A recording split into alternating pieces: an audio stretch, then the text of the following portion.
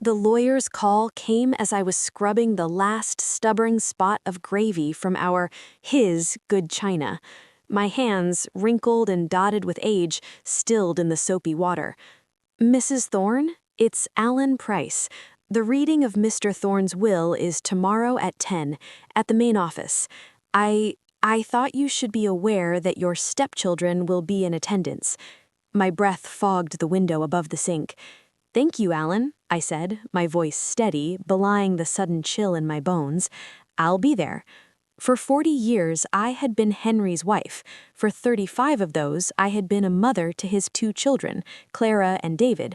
I had bandaged scraped knees, helped with college applications, and swallowed every barbed, "You're not my real mother" comment with a sad, understanding smile.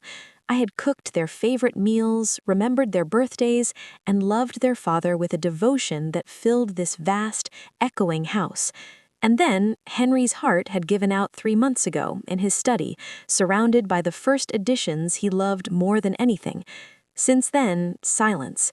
The children, grown, successful, strangers, had descended for the funeral in a blur of black wool and perfunctory cheek kisses, their eyes already calculating the value of the furniture. I hadn't heard from them since. I knew what tomorrow meant. Henry had always been vague about money, patting my hand and saying, "Don't you worry your pretty head, Eleanor. I'll always take care of you." I'd been a librarian when we met, and I happily retreated into the role of his wife, curator of his home, keeper of his peace. Now, at 72, I was just Eleanor, the quiet second wife, the one who didn't bring any money to the marriage, the one they likely assumed would be shuffled off to a modest condo with a polite stipend, while the real family inherited the estate. The spot on the plate was gone. I rinsed it, my mind clear and cold. Something had shifted. It was the same feeling I'd get in the library stacks moments before I found the exact book a patron had desperately been seeking, a sharp, quiet certainty. The next morning, I wore the simple navy dress Henry had bought me in Paris. Clara and David were already in the mahogany-paneled conference room when I entered. Clara didn't look up from her phone. David offered a tight, lifeless smile. "Eleanor, you're looking well." Alan Price began the proceedings. The will was long, filled with legalese and specific bequests, a sum to the Botanical Society, Henry's beloved wine collection to his golf partner, then the core of the estate. "To my daughter Clara, I bequeath the summer home in Newport," Alan read. Clara's lips twitched with satisfaction. "To my son David, I leave the commercial real estate portfolio and associated holdings." David gave a slow nod, as if receiving his due. I sat, hands folded in my lap, a polite smile on my face, the patient widow, the backdrop. Alan adjusted his glasses. "The remainder of my estate, including the primary residence, its contents, my financial investments, and my controlling shares in Thorne Industries, I leave to my wife, Eleanor Thorne, in perpetuity." The air left the room. Clara's head snapped up. "What?" David shot forward in his chair. "That's impossible! A clerical error. She gets the house and an allowance. That was always the understanding." Alan's voice was firm. "There's no error. The will has been thoroughly vetted. Mrs. Thorne is the principal beneficiary and controlling shareholder."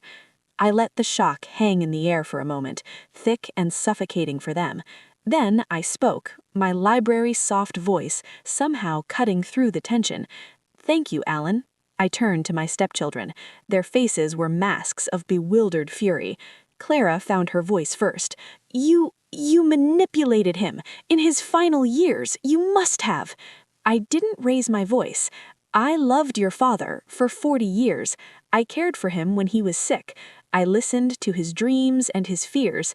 I was his wife while you were busied building lives that conveniently forgot him until it was time for an inheritance." David scoffed. "This is absurd. We'll contest it. You're not blood. You have no idea how to run his company. You'll run it into the ground." A small, serene smile touched my lips. It was a smile I had practiced in the mirror that morning. Actually, David, I do.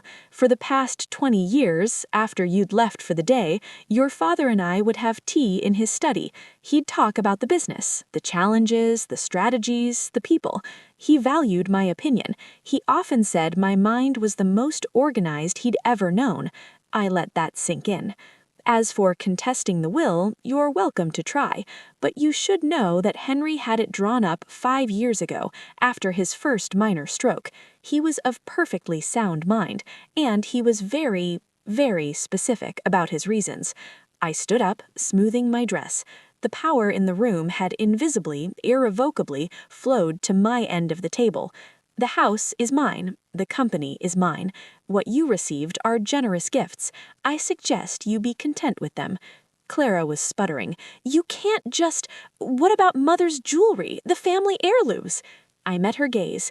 Everything in the house belongs to the estate, to me, but... I paused, the teacher in me offering one last lesson. Because I am your mother in every way that mattered for 35 years, I will allow you each to choose one item that holds sentimental value. Arrange it through Alan. I walked toward the door, then stopped, not looking back. Oh, and David, the board meeting is next Thursday. As the new majority shareholder, I'll be chairing it. I expect your report on the Asian expansion to be thorough. We have much to discuss. I didn't wait for a response.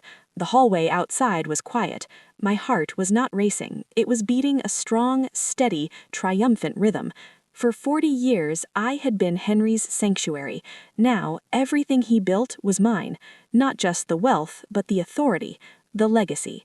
I had spent a lifetime being quietly observant, patiently kind, and fiercely loyal. They had mistaken those qualities for weakness, for simplicity. They thought the library was my world. They never realized I was the one who quietly cataloged, indexed, and understood the value of every single story in the room, especially my own.